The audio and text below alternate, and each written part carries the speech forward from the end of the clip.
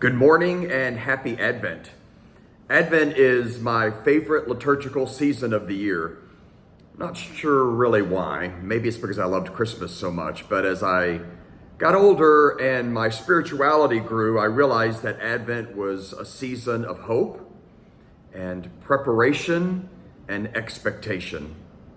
However, on the first Sunday of Advent, the readings don't always sound so hopeful. They're about the end of times or the second coming of Jesus. Listen to these words from the gospel. There will be signs in the sun, the moon, and the stars, and on the earth distress among nations, confused by the roaring of the sea and the waters. People will faint from fear and foreboding of what is coming upon the world. Wow.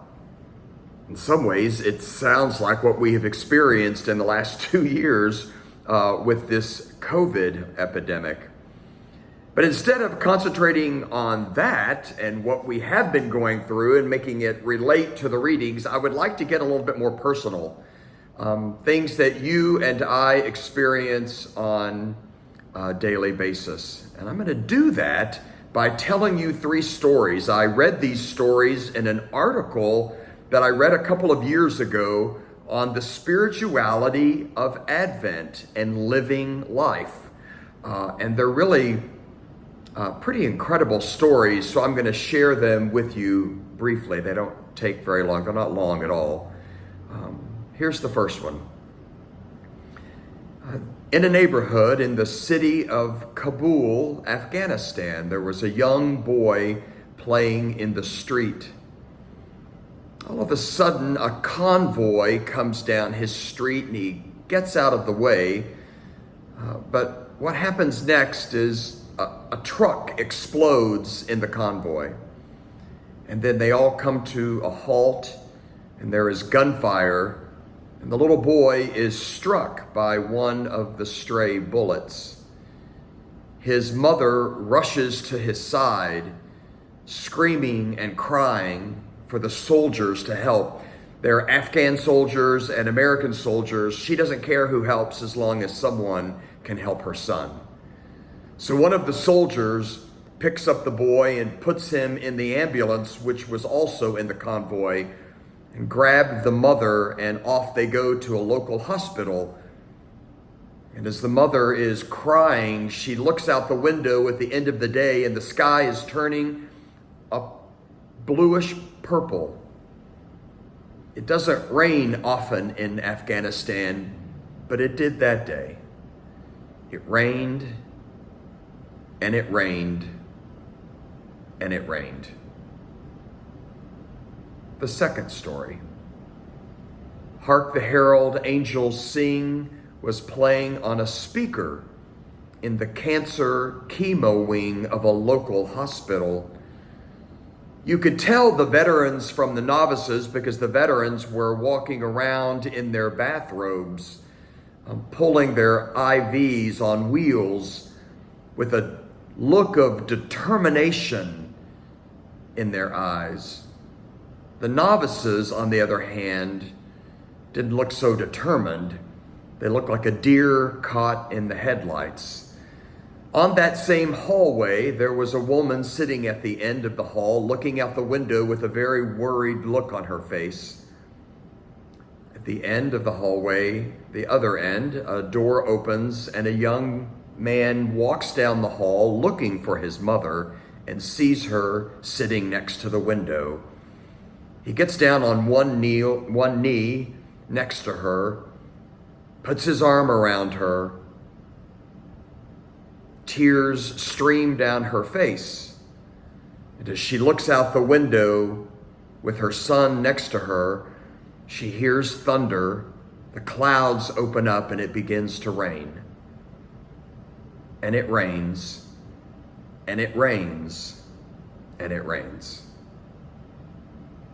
The third story.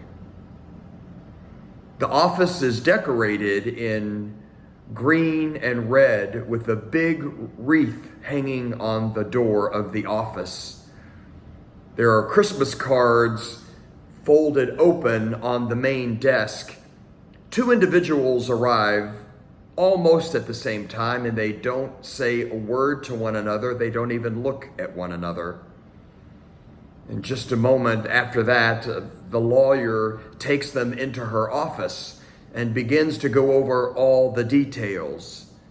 And she explains that this Christmas, she will have the kids, and next Christmas, he will have the kids. And then there were lots of details in between. They left the office not saying a word. They get in their respective cars, and it begins to rain. And it rains, and it rains, and it rains. My friends, the truth of life is that no one can escape living. I'm going to repeat that. The truth of life is no one can escape living. And living means that there will be moments of gratitude and joy. And living means that there will be moments of difficulties and struggles. That's what living means. I chose to concentrate on the personal side of our lives instead of the big picture of what we've experienced in the last 2 years, because it seems that so many people that I encounter these days are going through something. They are living life. I know there is someone listening this morning that can tell their own version of that first story that I told you about. A child who is sick or who has, God forbid, died.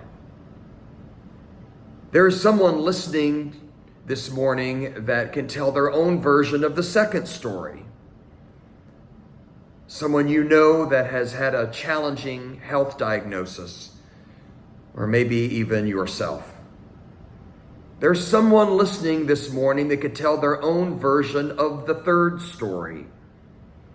Someone who has gone through the ending of a marriage or a relationship or even a friendship.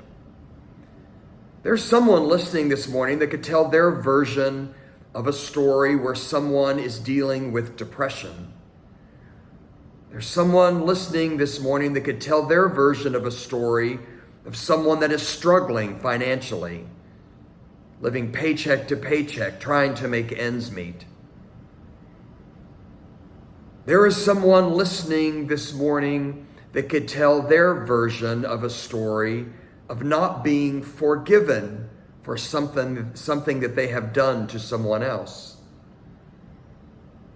There's someone listening this morning that could tell their version of a story of not being respected by coworkers or by friends. There's someone listening this morning that could tell their version of addiction. Someone in their family, or maybe it's you personally. Story after story after story, not being able to escape living. It can be hard. It can be so hard. But in these readings that we hear, this gospel on the first Sunday of Advent, the one that sounds so foreboding and the end of times, it does give us a little bit of hope. If we concentrate on the middle or the last portion of the gospel, I'm going to read that to you again right now. When these things begin, stand up and raise your heads, because your redemption is drawing near. Be alert at all times, praying that you may have strength. My friends, whatever story you could tell today, whatever part of life you've been living that might have been challenging as of late, pray to God for the strength to endure. Pray to God for the strength to experience and live Advent. Pray that the coming of the kingdom will be amongst us in this world. Amen.